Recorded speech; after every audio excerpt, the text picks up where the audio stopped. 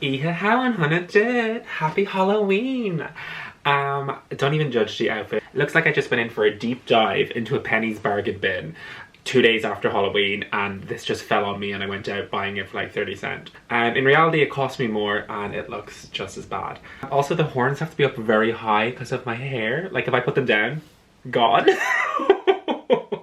Which I think could be part of the costume, you know, like I could be like, oh, I'm just like, you know, a sweet innocent boy, and then boom, I am a devil.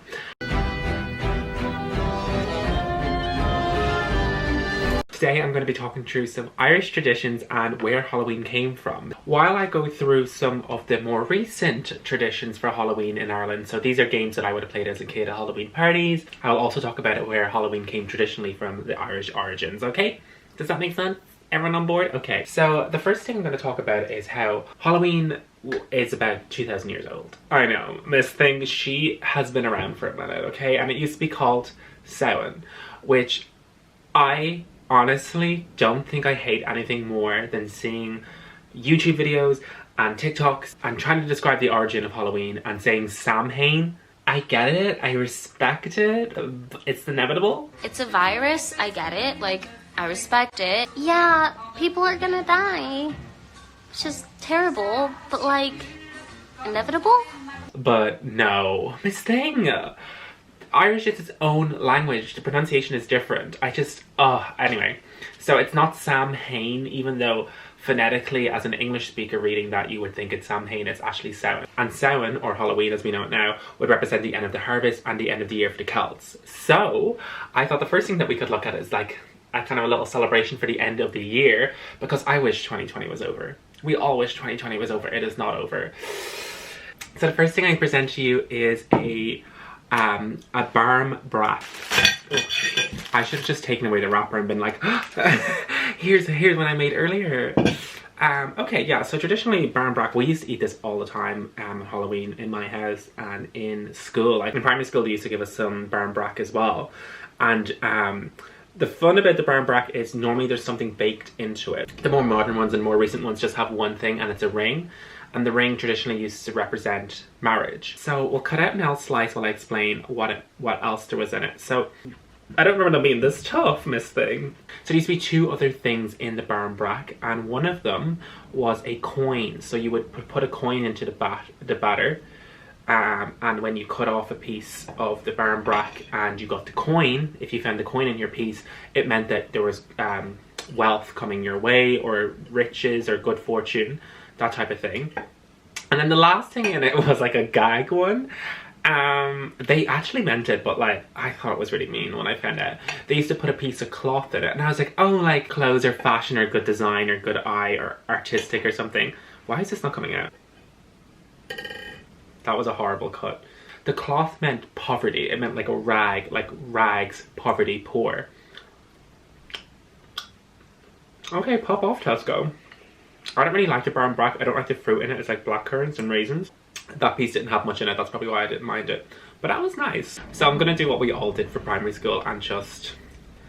everyone used to get a piece and kind of tear it up. I'm trying to find this ring so I can show you. Where is it? Look at me so desperately trying to get married. Is there definitely one in it? Okay, sorry, it looks like I'm not getting married ever. Where? Okay, I'm panicking now. I'm like, wait, am I definitely... I don't think there's a ring! I'm not getting married, oh my god. With hidden ring. They hit it well. Tesco was not playing games. They hit that ring well. Right. I'll go back in and I'll try find it. Oh, here we go. I can hear the bells. I can hear the bells. My ears are ringing. The ring, Miss Thing. So now I'm gonna get married. And I successfully ruined this. Do you know what? I'll eat this. Y'all know I'm gonna eat all this. That's a little bit where Halloween or Samhain originates, and also a more modern tradition of the barn brack. Featuring my little wedding ring. I'm leaving this on. Okay, so the next thing that we're gonna do requires an apple. And if you're Irish and you've been to a Halloween party in the 90s or the early 2000s, you know exactly where this is going. And honestly, by basic hygiene rules, this shouldn't be allowed to be a thing, and by COVID standpoints, this will definitely not be allowed to be a thing, but we'll go into it. An apple, what, red I just assume, but maybe you could have green, that would be on a string, and it would hang from the roof, and you'd have to try and bite into it. And I think they used to put coins in it, and you'd have to bite the coins out of it, but I'm not going to do that because that is dégoûtant. I feel like that's the only word I could describe that, which means disgusting in French, but it just has more. Ugh. So while I get this up, I'll let you know about what the night would represent. So for the Celts, Samhain is the last day of the year, and it would represent when the spirits of the underworld would come past, come back. So there would be a gate from the underworld where people were dead, and they would come back from the dead. So most would come back to seek revenge. And the way to get rid of them was by setting these oh yes! Okay. So while that swings in a balance, I'll get back to what I was saying. And yeah, so the spirits would come back from the dead on All Hallows Eve, which is Samhain, the end of the harvest for the Celts. And to get rid of them, they would light these huge fires. A lot of them were in Meath. Shout out to Meath, that's where I'm from. And they would light these fires to kind of scare the spirits off. And then also people would wear masks to disguise themselves, so when the spirits were walking among them, they wouldn't know who was a person and who was just someone in a mask, like as a spirit. So a lot of people think, now it's not, obviously it's not confirmed, but a lot of people think that's where the tradition of wearing masks and dressing up for Halloween is, to kind of walk among the dead. So I think a lot of literature and a lot of like kind of even movies and television shows kind of touch on that, like that you walk among the dead and stuff like that, but it's not actually described as a Celtic tradition or an Irish thing. So give it back to the Irish, stop stealing our culture, thank you. You all want to be Irish when it's convenient, but then like you don't want to give credit to the Irish for when the credit is deserved. But yeah, when I come around, you don't want to post up. Okay, and we created Halloween. Stop saying it is a satanic ritual or something, because it's not. Maybe there is satanic rituals that happened and there's burning of the witches and stuff like that, but that's not Samhain. The witch burning in Salem is completely different, and it's not Halloween. Maybe it happened around that time, or it's just convenient to put the two together and be like, ooh, spooky spook. Let's respect tradition. And while we're respecting tradition, here's me about to try and bite into this apple while it's swinging. I have washed these beforehand, so... Oh, well, let me take that sticker off. Don't want to take a bite out of a pink lady. She's now naked, don't look at her, oh my god. This is gonna get censored for nudity. Okay, here we go. Now, just keep in mind, sorry, before I know that I'm teasing this a little bit, but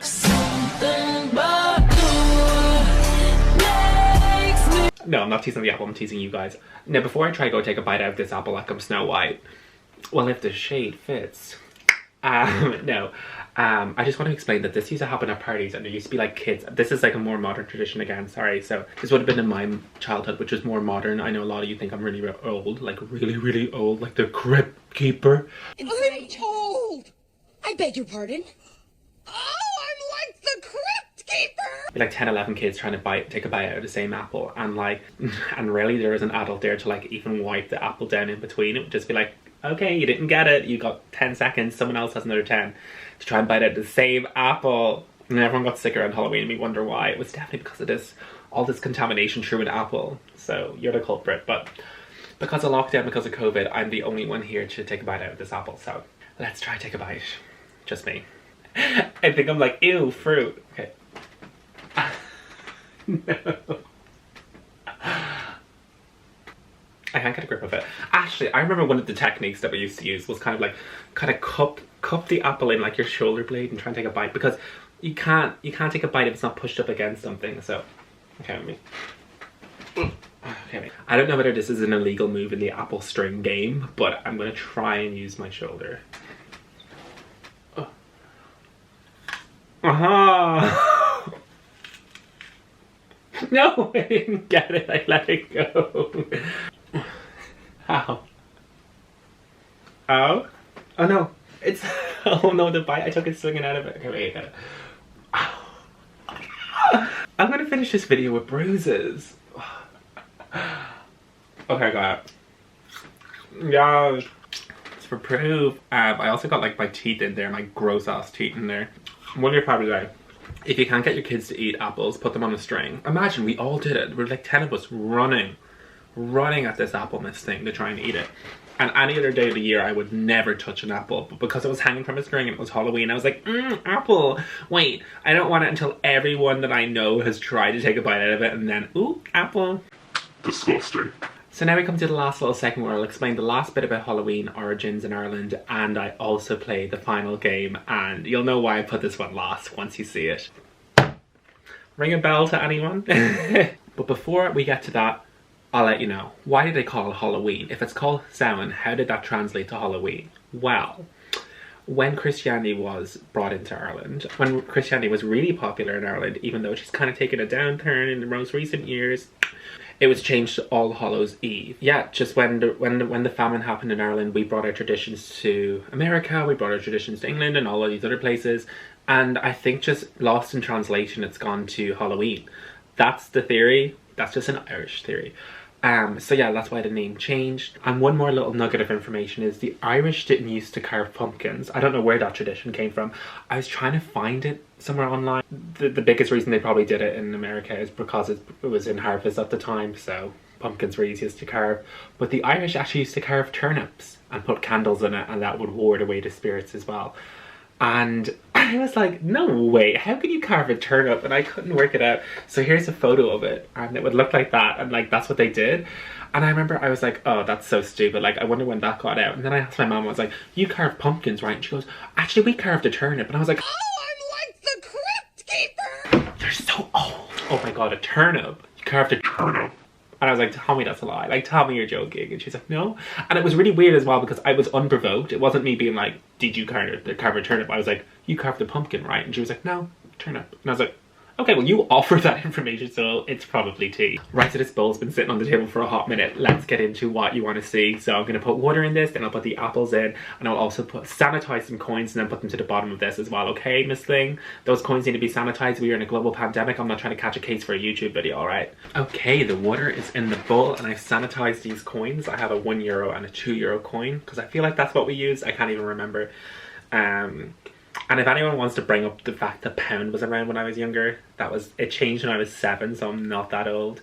I actually don't think I've ever sanitized coins before, which is probably disgusting, to say the least. But did you? Have you ever done it? I don't know. Anyway, depending on who you are, you might have.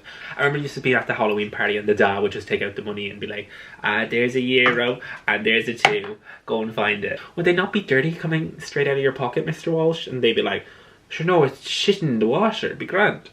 Okay, Miss Thing. And again, don't think the apples were washed in between and the water wasn't changed in between people. But, and also the apples probably weren't washed because it was probably like, oh, they'll be clean in there. So that's what a Halloween party looked like in my day. 2 apples and some coins at the bottom of a bucket. And then we all had to take turns and try and win them. Now I'm going to do what no child has ever done and try and get one of the apples. Because everyone else used to be like this. They'd be like, oh, go for the apple. And we'd always be like, move the apples out of the way with your head and try to get to the coin, Miss Thing, because €2 would have been a lot of money back in the day. So I have a towel on standby here as well. Again, probably only one towel between all the kids, so whoever went last got all the spit water, no coins, bitten apples, some sort of disease probably, and then like a wet towel there when I already used. Happy Halloween. I think I'm going to be able to cheat here though because I can push the apple up against the side of the bucket, but we'll see. I don't think, were you allowed? You weren't allowed to hold the bucket. I think it was hands behind back. Okay, we're gonna go hands behind back rule. Oh my god, I can't believe I'm doing this. Okay.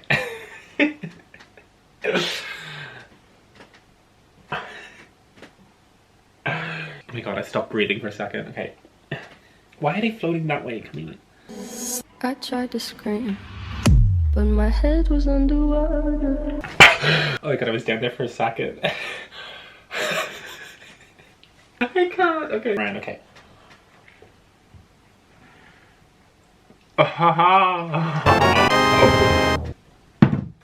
So I'm gonna take this apple out. An illegal move, I'm taking it out with my hands, but it's because I want to see if I can get one of the coins. I really don't think I'll be able to get it, but I remember getting them when I was younger. So we're going in. I'm going in for the kill. What if I drown in this water and they're like, oh my god, he drowned in his room, what happened? And they look back at the footage and they see me doing this. Hi to the paramedics. Okay. I can't even see it. Okay, I think the €1 coin is a little bit easier to get because it's on the side and the €2 in the middle, but We're going in for the big money. And keep in mind as well, there'll be people cheering and screaming in the background, so it'll be very difficult.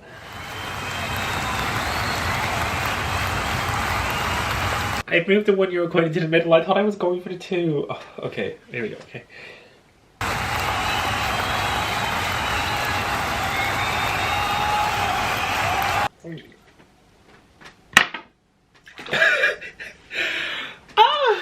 What did I get? I got the 2! Where is it? Where'd it go? I was like, where'd it go? I need that. Oh my god, I did it. Okay, well, there you go. So if anyone wants a turn, I just put the apple back in that has bites taken out of it because I tried to get that one initially.